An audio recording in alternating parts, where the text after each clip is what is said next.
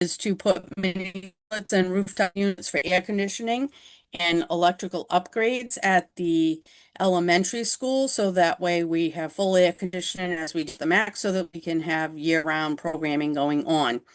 Currently, right now, Eversource is doing an assessment to be able to see if there's possible funding sources that we can use based on this assessment. And we work with the town's energy consultant, and we're hoping that through Senator Rodrick's and through this potential funding source that we'd be able to get that project done with that funding. But at the same time, we still need to put that on the CIPC list for the FY27. We had spoke to maintenance because at first they thought they needed a utility body truck, which was on the original list that everybody received.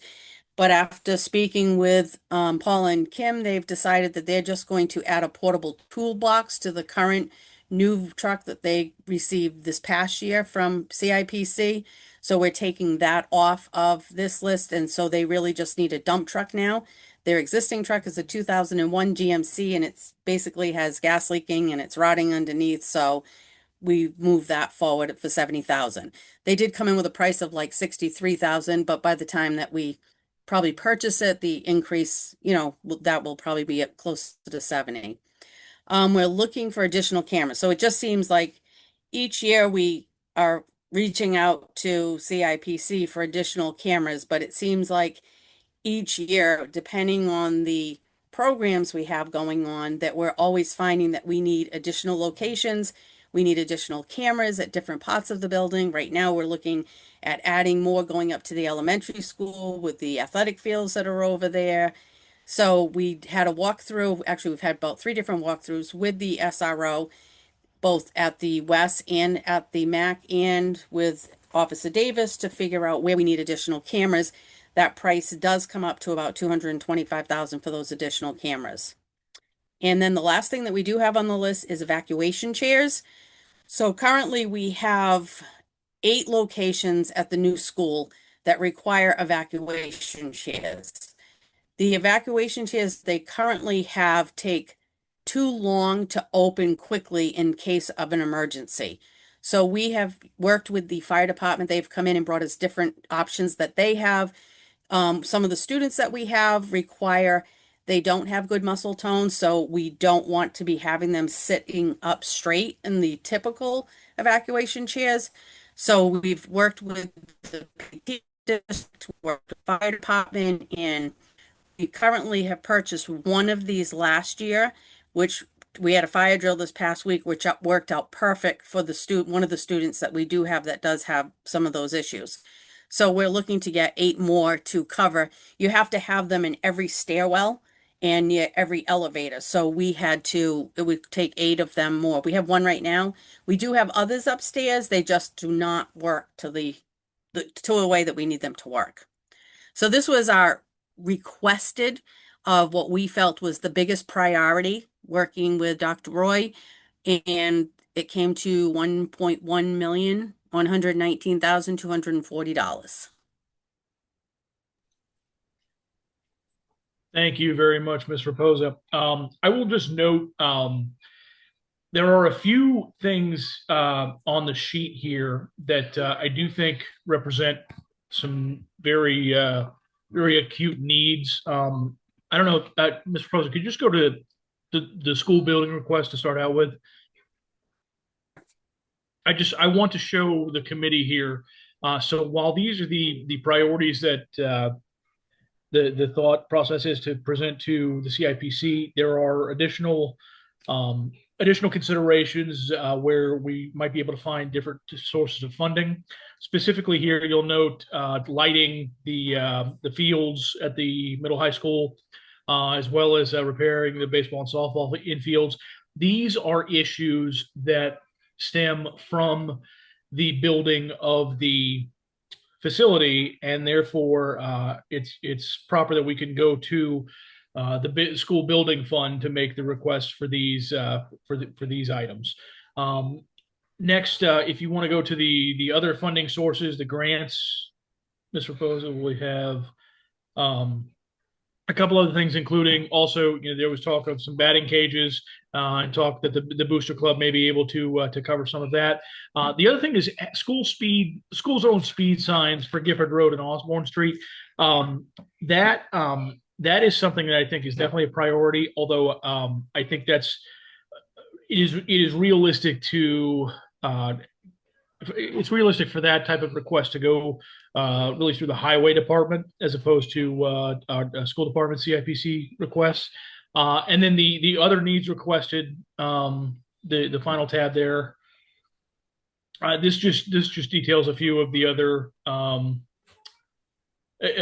things that were talked about during the process with the building leaders, and you can see a few other things there, including changing energy efficient doors and windows and whatnot, and also talking about what would need to be done if the old high school were to be eliminated. The use of those fields, if that became an issue where we weren't able to use those fields, there would be an immediate need to develop the campground property for additional field uses. So I just wanted the committee, as we go back to the CIPC request specifically, wanted the committee to be aware that these other funding mechanisms exist for these other items that are certainly needs. So with that, if we'll go back to the CIPC recommendations, Mr. Gendro, I see you have your hand up. Yes, thank you, and thank you, Michelle, as always, for your work on this. I'll note just before commenting on the specific on the list we have in front of us, the top priority CIPC request on the school building capital requests. I know if there may be some additional funding available as part of that project by the time, if and when the closeout happens, or as we near that point. And I know that there seemed to be an appetite. I'm not speaking for the building committee, but if you watch the last meeting, which I would encourage, there seemed to be an appetite to address some of those items on there with any potential remaining funds, after other issues are addressed, obviously, that also pertain to the building. But there seemed to be some appetite to look at those. So, but just going back to the CIPC request for FY27,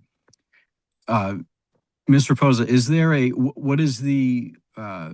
has the energy consultant for the town or others expressed the likelihood of the grant or the funding opportunities for that AC project? I know there was some outside funding in addition to the earmarks that were secured for the Macomber School. Is the energy consultant or others confident in our ability to get those funds? I know some of the federal programs have kind of dried up since then, so I don't know if they were confident in that or. Right. Kathy Stanley, who is the person that works for us handling all the energy, she's our energy consultant. She did seem very positive about the this project moving forward, not just strictly for us, but other projects for the town. But I know that in conversation with her and that Kim has had with her, that it does look very promising as far as some of these federal funds that have just kind of been we were just notified today for all of our, superintendent was received, school lunch.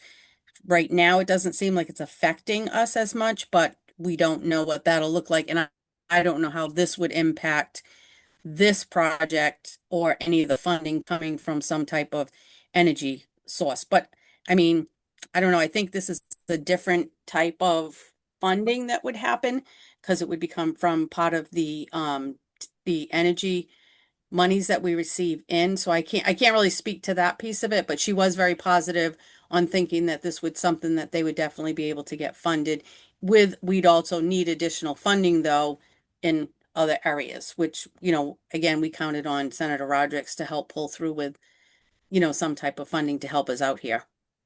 Thank you. The reason I ask is because the 1.1 is a large figure to go to CIPC for, just given Correct. how they have how it's gone in recent years. So the reason I ask that is because if, for example, if the consultant is confident in our ability to get those funds to at least cover, like we did the MAC in two phases, right? We had the initial tranche of funding for one part of the project, and then we had an earmark for another part.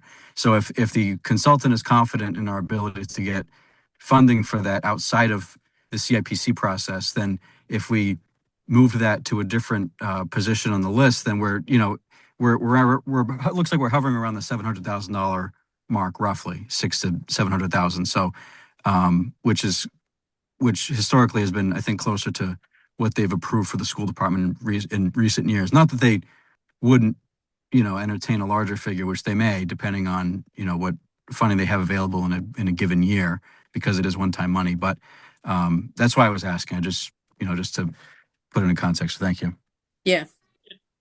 Mr. Ginger, I just want to follow up on that. So it would be my intention as the school committee representative on CIPC presenting these to mention that the price tag with regard to the mini splits and the AC upgrade for the West, under no illusions that would be the single source of funding. That CIPC would be the single source of funding. It would certainly require input and some help from our Senator Rodrick, as well as any other potential, grants or whatever. So I think it's certainly my intention to present this as, part of the package deal.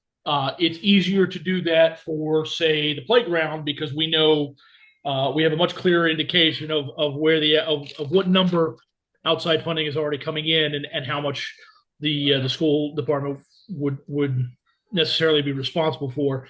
Not so easy with this particular project, with the AC project, to get that actual number, but I do want the committee to understand that I'd be presenting it as part of the package deal, so to speak. So yeah, the reason I raise it again is just because I'm not sure they would be willing to put a dollar figure to it if we're not giving them a specific dollar figure that we expect. In other words, if the energy consultant said, you can reasonably expect to get, and I know it's not this simple, but $300,000 in this, and we can say, okay, well, we know the project is 800,000, so we need 500.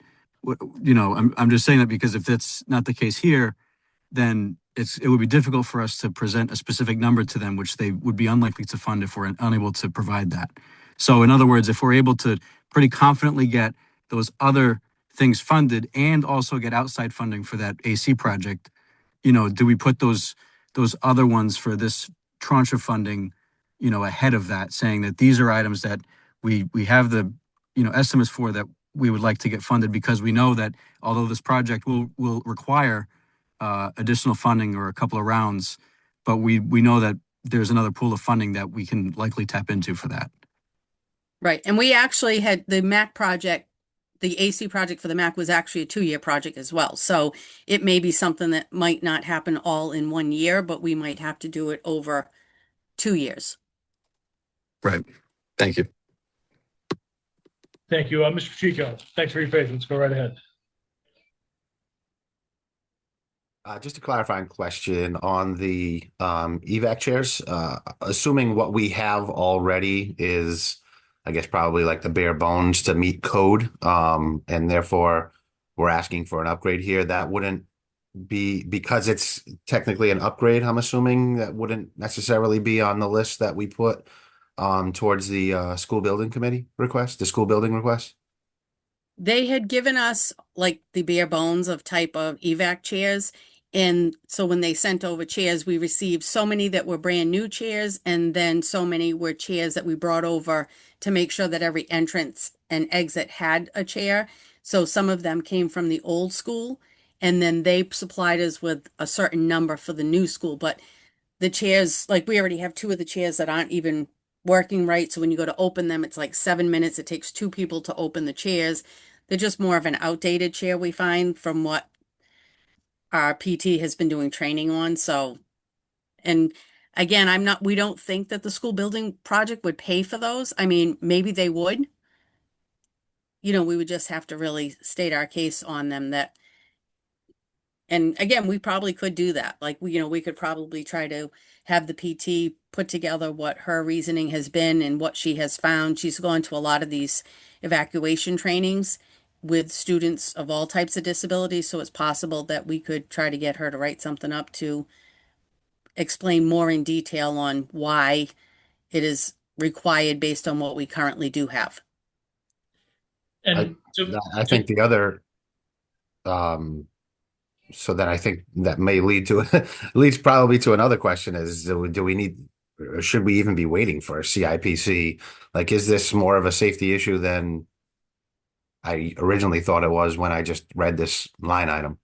Right. So what we've been doing is the one particular student that we currently have right now that really has a lot of muscle tone issues, we have been placing the one that we do have that we already have in place that works well with her. We've been placing it in areas that her classes are in. So it's helpful. It's just not really, like you're saying, it's really not the fully safest way to do it, because if all of a sudden she was taken out to go a different direction for some reason, we would, they can make the other ones work, but they're just really concerned about so the muscle tone of some of the students are just more sensitive, I guess you could say. Probably not the right word, but. So I agree. I agree with you, Jason, that it could be something that should be even prior to CIPC. I will also note, because of the number we're looking at, I do like the idea of both trying to figure out a way to expedite that, but also if what we received from the building fund was inadequate, then maybe we do go back to that. I will also add that if we exhaust other potential funding issues, that particular dollar amount is a little easier to come to the CIPC committee a little later in the game if need be. Does that make sense? Yes. Okay. All right. Excellent. Anything else from any other committee members at this time?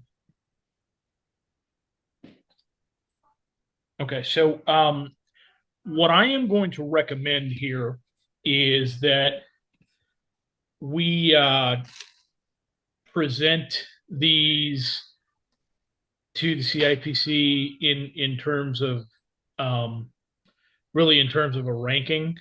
And I'm going to ask that we hold off on the evacuation chairs on this original request to see what other avenues we have, whether it's a building committee, something more urgently available, or even, I mean, I don't know if there's grant potential, but if we took that off, I would, I'm going to say what I would recommend, I guess, as a priority. I would say I would like to see the AC in the west and the playground kind of as a 1A 1B ranking. The technology addition, the safety cameras as the third, the dump truck, and then followed by the additional adult bathroom. My reasoning is not just in terms of the likelihood of getting these items funded. I do think it's very important to mention when it comes to the West. I mean, this is the last building that remains without AC. It's been something that we've been promising and discussing for a long time. I do really feel like the West AC needs to be a priority. I also think that the playground, we are lucky in that we have some great people on the CPC as well as within the rec department that are going to help expedite that as well. So that would be my recommendation. But I certainly would ask if any other committee members have thoughts on our ranking at this time.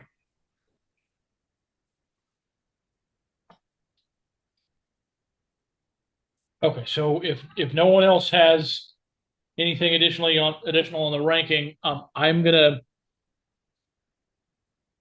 Michelle, we can switch that. So the electrical unit or the AC would be 1A, the playground Okay. 1B, and then the safety camera is the third item, the Okay. dump truck the fourth, and the additional adult bathroom the fifth. And what was two, Chris? Basically 1A and 1B. That's why I was skipping to 3. Oh, okay. Gotcha. And that would be my recommendation, with the understanding that if the evacuation chairs need to come back on later on in the run, that we could do that as well. So, any discussions, Mr. Pozo, are you comfortable with this? I am. I'd like to just ask Dr. Roy if she's comfortable with it as well. That was going to be my next question, so go right ahead. Yes, indeed. Yes, I am comfortable with it. Thank you. Okay, and excellent. I just want to say thank you to Mr. Poza, to Dr. Roy. I had a chance to meet with you all on this too. I sincerely appreciate the time and the effort that has gone into this. Would also like to just say thank you to all of our building leaders who were also and various department heads who were involved in getting this list together. With that, I would entertain a motion to approve these items as the Capital Improvement Planning Committee requests for fiscal year 27 in the rankings presented. So moved. Second. It's been moved and seconded. We'll take a roll call vote. Excuse me, we don't need to take a roll call vote. We're no longer in executive session. Or, excuse me, actually, Ms. Pino, do we need to take I a believe roll we do if we're remote. We do for a remote. Yes, indeed. Okay. All right. So I'll go back to my original plan and say, Mr. Pacheco, Hi, Jason Pacheco. Ms. Sampers, Aye, Caitlin Sampers. Mr. Melnick, Aye, Fred Melnick. Mr. Gendro, Ivan Gendro. and I, Christopher Thrasher. So that motion carries. Again, thanks to everyone who helped make this possible. Our next item on the agenda is routine matters, correspondence, and notices. I have none except to mention, actually, I do have one. I would like to remind the committee that we do have a policy, a kind of a marathon policy session for next Monday evening at 6 p.m., followed by a regular school committee meeting at 6:30 p.m. on Wednesday. I would ask that if any committee members have items that they wish to have on the agenda for the regular meeting on the 8th, to please get those to me as soon as possible. I believe we want to go ahead and get everything to post by the end of the day tomorrow. And with that, I believe next item is topics the chair cannot reasonably anticipate, and I have none. So with that, I'll entertain a motion to adjourn. So moved. Chris, I'm sorry. Oh, yes, absolutely. Go. I apologize if I didn't see your hand. No, it's okay. The policy meeting on Monday, are we going to get a calendar invite or anything like for that? I remember talking about that in the last meeting, and then it obviously slipped my mind and I didn't have it in my phone, and you just reminded me, and I'm like, oh crap. Which I can still make, and that's fine. I love that Lori Yeah, I'll sent take these care of that invites. now. Yes, thank you. Because I Sure. love that you send these invites and then they pop in my calendar, and Oh, As- that's weird. Yeah, Jay, you're not on this one. Maybe you're not invited. oh sweet. All right. See you Wednesday. No, not so Because fast. I was gonna say I have an invite. Lori sent it. I can see it, but I don't. Wow, thanks, Lori. I don't see your name on it. I understand where you're coming from. I have told my better half many times if it's not in my Google Calendar, it doesn't exist. So Exactly. indeed. Okay, so My fault, Jay. Sorry. Oh yeah. Laura always looking for a way to get fired. It's not happening. No. absolutely not. All right. Thank you all very much for all the efforts this evening. With that, we had a motion to adjourn, and I believe we needed a second. Second. Moved and seconded. We'll take a roll call vote. Mr. Pacheco, Hi, Jason Pacheco. Ms. Sampers, Aye, Caitlin Sampers. Mr. Melnick, Aye, Fred Melnick. Mr. Gendro, Ivan Gendro. and I, Christopher Thrasher. We are adjourned at 7:01. Thank you all very much. I appreciate it. All right. Take Good care, night, everyone. everybody. Thanks. Good night.